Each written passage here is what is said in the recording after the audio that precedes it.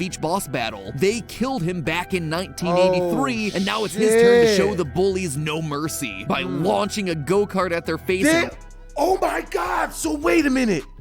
You mean to tell me all of the bullies from FNAF 4 that got the crying child chomped by Golden Freddy, they're all the spirits inside of the animatronics, which makes it okay that he's killing them so hard? Yo.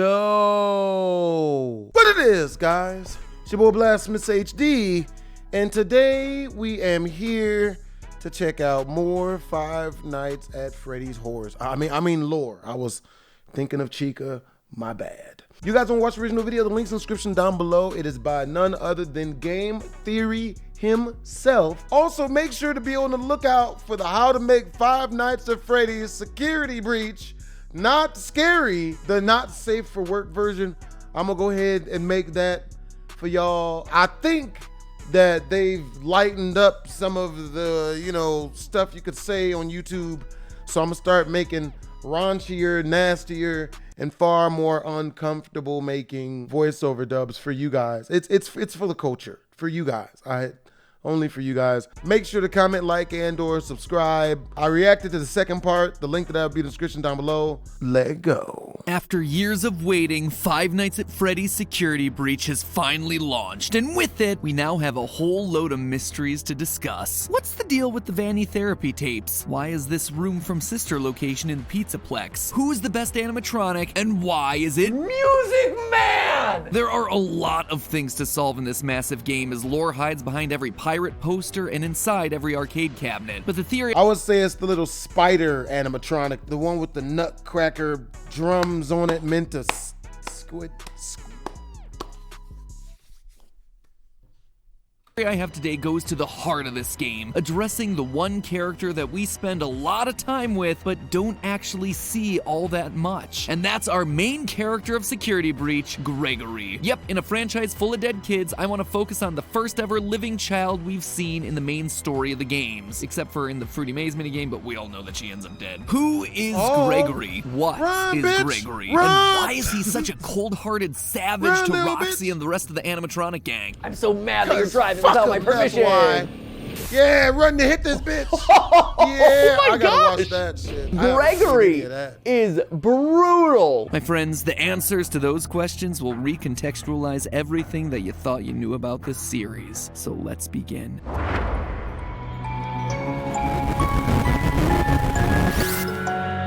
Hello, Internet! Welcome to Game Theory, the show that can't help but stuff its face with FNAF lore like Chica stuffs her face with pizza and garbage. I guess at this point it kind of applies to us too. Anyway, if you want to stuff your YouTube feed with FNAF videos, then hit that subscribe button right now, because today starts what I expect to be a 3-part series into the many unsolved mysteries of Security Breach. I mean, on the surface, the game seems pretty self-explanatory, right? Survive being trapped in a mall for one night. Looks like the new team forgot to read the title of the franchise. But that's nothing. That's easy. Once you start looking into secret rooms, secret tapes, secret endings, secret minigames, and actually bother to read all the emails and item descriptions, you learn that there is a lot more here. Stuff that looks both backwards at the series that came before and forwards into what is coming next. Stuff that, quite frankly, I'm still working on piecing together. This is a big game with lots of places to hide things. But today, I want to focus on a mystery that I do feel like I have a pretty solid handle on. The relationship between Gregory and Glamrock Freddy. Shit, they What's fucking the deal with this random kid? They in a and why is relationship? a killer animatronic what you mean suddenly relationship? trying to help him? Like seriously, the game kicks off with this incredible cutscene. Everyone is living their best 80s-tastic lives on stage before Freddy suddenly glitches out and like smash cut to Gregory just Power being Rangers there, movie. I guess. It is one of the weirdest, most jarring intros to a game ever. And then from that point forward, we're just expected to assume that everything is perfectly normal, no explanations necessary. So I'm here to give you that explanation, because I strongly suspect that this boy is not a boy, and this robot is not a robot, and that the story of their relationship is one that's trying to make amends for one of the earliest and most pivotal points from this entire franchise. To begin, let's establish what we do know about Gregory in order to piece together the rest. So what does the game offer us in terms of his backstory? Nothing. First and foremost, we know that he's pretty much off the radar. At the start of the game, Freddy does a quick scan only to realize your guest profile is unknown to me. Similarly, Similarly, when security guard Vanessa is chatting it up with Freddy, we hear this part of their conversation. That is great news. He can be returned to his parents. He can't. Turns out, there's no record of him. Clearly, Gregory is not a guest at the Pizzaplex. It also seems like he has nowhere else to go. In the game's bad ending, unlocked by just leaving the building at 6 a.m., we see Gregory winding up in an alleyway sleeping in a cardboard box. He appears to be homeless. He's an orphan. This then explains a few other things that we see around the Pizzaplex. In a couple of hidden locations around the building, we find little dens that are filled with drawings, plushies, and beds. The most notable one being the one behind the daycare center. Gregory seems to be living inside the Pizzaplex, which would explain his lack of a guest pass. We can't even be sure that his name is Gregory. In the game's opening scene, Gregory has no issues speaking to Freddy. Will you shut up? Who said that? I did. However, once Freddy asks him for his name, he stutters.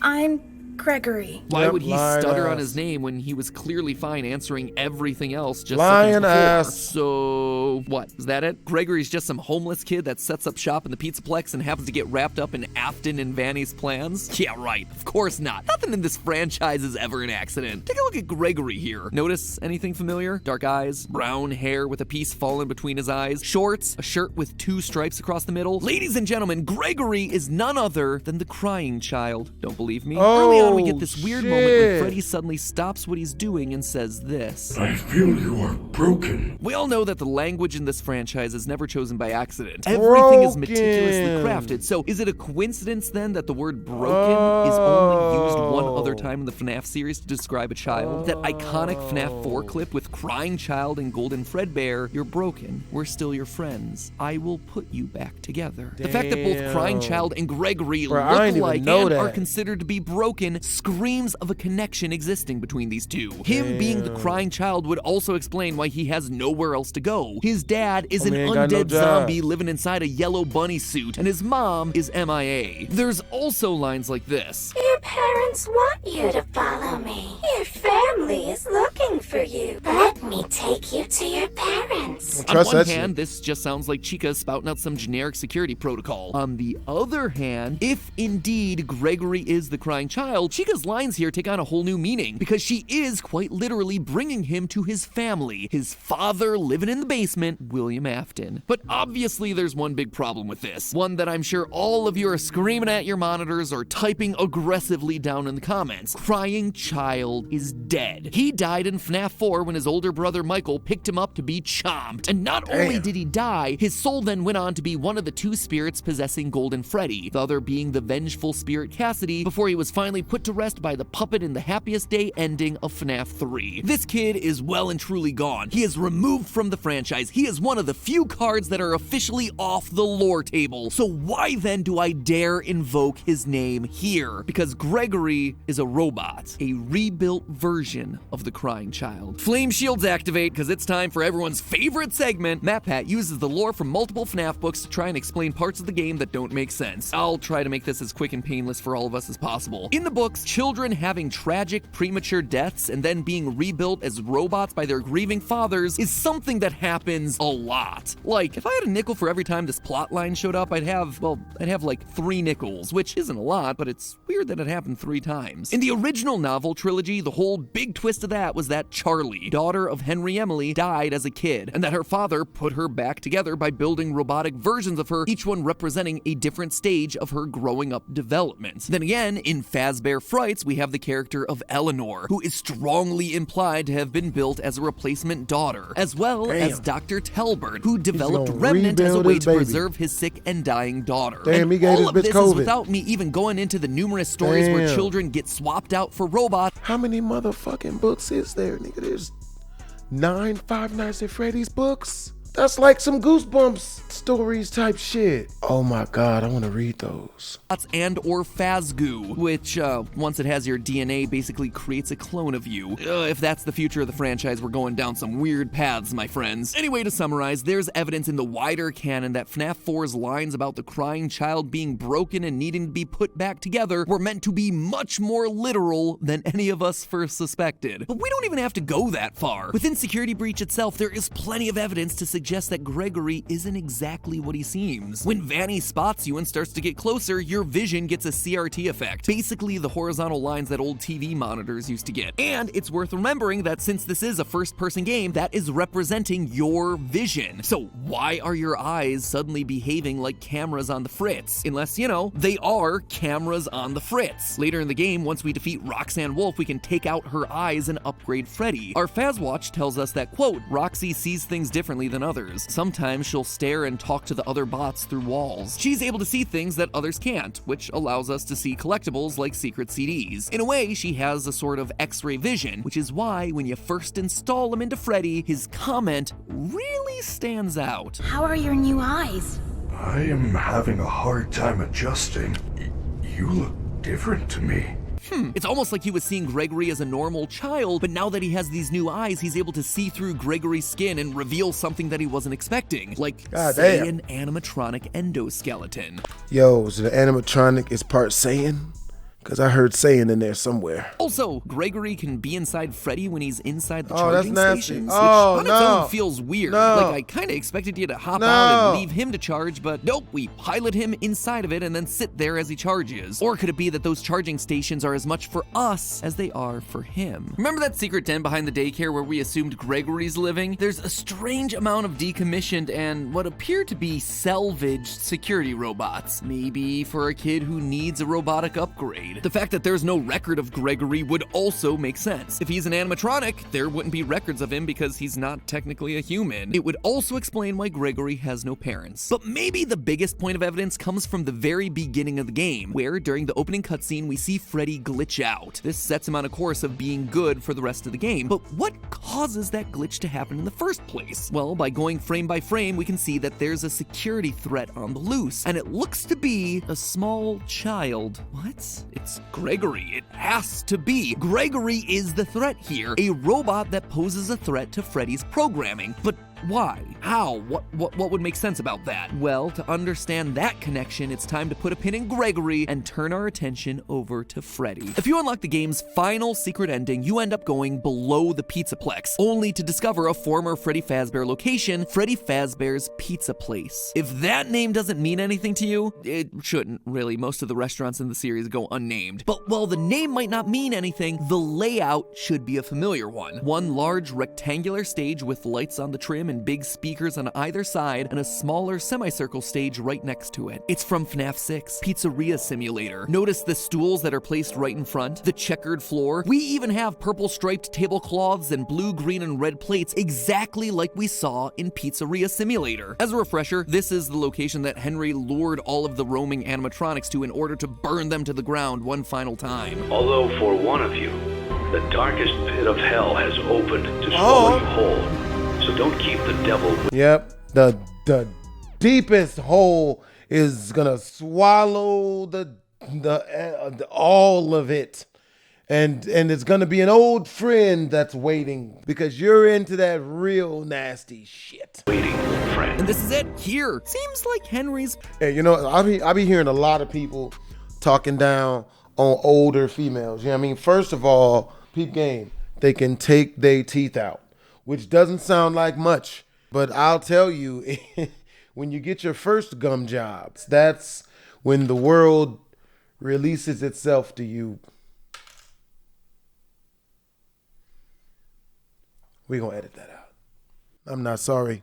Plan didn't quite work as expected. We still see pretty much everyone that he tried to torch away, and they're all alive and well and thriving underground. That's not alive and well. There, Molten Freddy is there as That's this terrible. big black blob, and if you look What do you inside mean, that black? blob, you can even see Baby, and heck, That's even the racist. puppet. Kinda lessens the impact of that Savage Puppet Henry speech from swallowing FNAF 6, Uber but meats. whatever. Anyway, the reason I bring this up, outside of it giving me a chance to remind everyone that I totally called something like this happening at the end of the last theory from a year ago, is that one character is notably absent here, Michael Afton, who we're reasonably sure was the guard working at the FNAF 6 location and the one who helped to burn it down. And to you, my brave volunteer, who somehow found this job listing not intended for you. Although there was a way out planned for you, I have a feeling that's not what you want. I have a feeling that you are right where you want to be. After being scooped, turning purple, and trying to undo his family's sins location by location, Damn, he homie got went down scooped. with the ship and burned alongside his father and sister. Which Damn. means that presumably he should be here somewhere, and yet he's not. Unless, of course, he's taken on a new form, say perhaps Glamrock Freddy. We know for a fact that Freddy's been down here based on some of the lines that he drops during the finale. I know What the this is. fuck?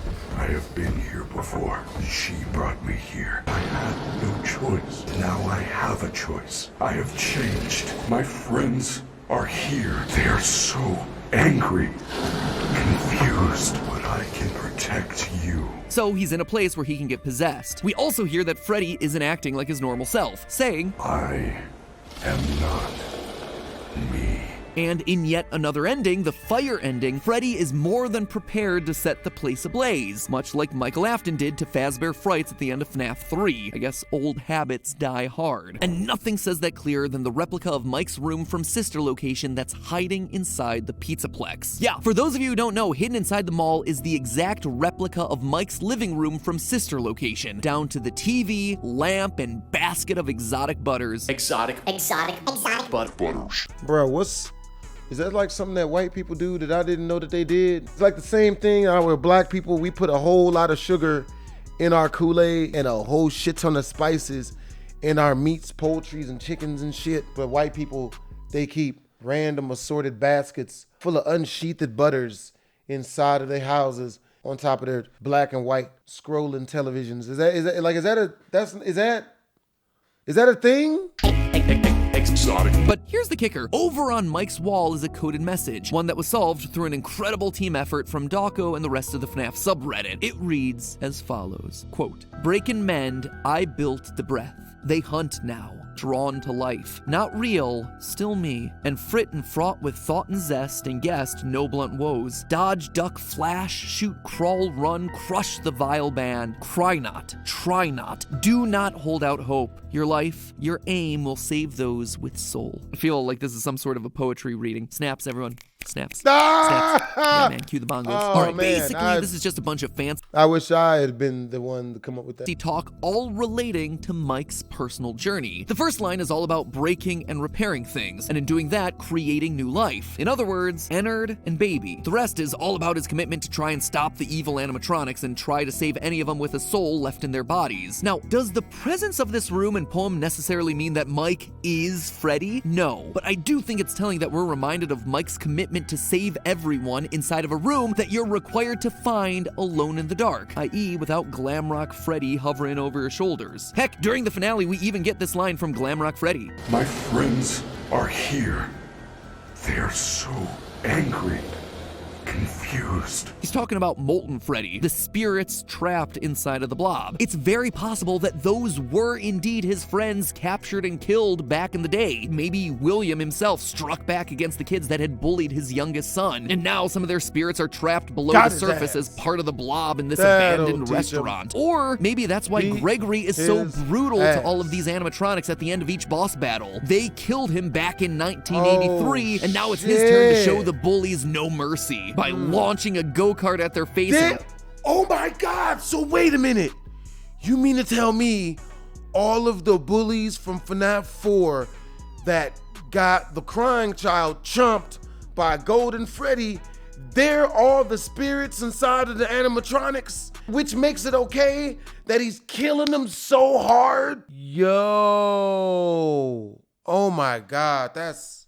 ripping out their eyeballs. And meanwhile, Freddy is sad because they are quite literally his friends from when they were alive. But to me, honestly, the biggest connection points between Mike and Glamrock Freddy are thematic. Their narrative. Mike has been moving to location after location to try and undo his father's horrible work. This would just be a continuation of that story, as both Aftons return post-fire. And more importantly, it also completes the arc of the crying child and his older brother. Since accidentally killing his brother in FNAF 4, Michael's been trying to make amends. This would be quite literally their grand reunion. An older brother finally able to protect and defend his younger sibling in a way that he failed to earlier in their lives. That makes a lot of sense. This is also why Freddy's programming would glitch out after he encounters Gregory in the opening cutscene. The soul of Mike, buried deep in Freddy's code, comes through upon sensing his brother again. It hotwires the system so that Michael Afton, in the body of Freddy, can defend his kid brother. And the Afton story doesn't stop there either. In part of the Pizzaplex, we find a family dinner scene made up of decommissioned staff robots. A father, a mother that kind of looks like Ballora, a daughter with rosy cheeks and orange pigtails, a son, and one with its head missing. The child whose head was bitten off in 1983. This is very clearly the Afton family. There is no doubt about that. The story continues in this game. In fact, I expect that's why the Save Vanny ending here is so important. If you manage to find and complete all the Princess Quest arcade cabinets hidden throughout the Pizzaplex, you get an ending where we are able to save Vanny from the control of Glitch Trap. This is something that we predicted would be possible literally a year ago in a theory, but I bring this up not to pat myself on the back, but rather to call out the final moment of this ending, where we see Gregory, Freddy, and Vanny all sitting together on a hill. A hill that I should point out is oddly reminiscent of the FNAF 6 gravestone hill. It feels meaningful, like all these characters have some sort of history. Why would Vanny be there otherwise? Unless this is meant to be the crying child, Michael, and maybe even Elizabeth, the Afton children, the three kids who literally had their lives stolen by the evil deeds of their father, finally reunited, finally able to share a moment of peace on this hill. After all, Vanessa does have green eyes and blonde hair. She does. Like someone else that we know from the series, but that's probably a theory that's best saved for another day. Long story short here, Gregory isn't just any kid. He's not just the crying child either. He's the rebuilt version of the crying child, an animatronic designed to fill the void left by the death of Afton's youngest son, literally put back together piece by piece. And Mike, meanwhile, is also back, glammed out this time, continuing to make amends for his past by reuniting with the brother that he accidentally killed as a kid and protecting him in a way that he never could before. Which then leaves us with a question: who's Vanny? How does she fit into all this? Why does she fit into all this? And why does Robot Gregory glitch out each and every time she gets close? That, my theorists, will have to wait for the next episode, because this episode's running long and honestly I need more time to think through the answers. So in the meantime, theorists, remember, hit that subscribe button so you don't miss how all these clues fit together. You're not going to want to miss that next episode, mostly because, you know, if you do, the FNAF lore will no longer make any sense to you whatsoever. Plus, hitting the subscribe button's free, and let's be honest, at this point, you owe it to yourself to see how it all plays out. But for now, I really remember, do.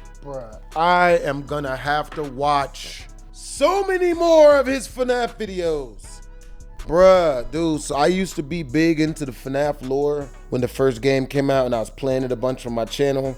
I'm about to get back into it because I started doing Five Nights at Freddy's voiceover dubs again. Not only that, but I have also been playing this game, which is on my Let's Play channel. Make sure to go subscribe to them shits. If you're going to watch the original video, the link's in the description down below. Make sure to comment, like, and or subscribe. It's your boy BlastphamousHD.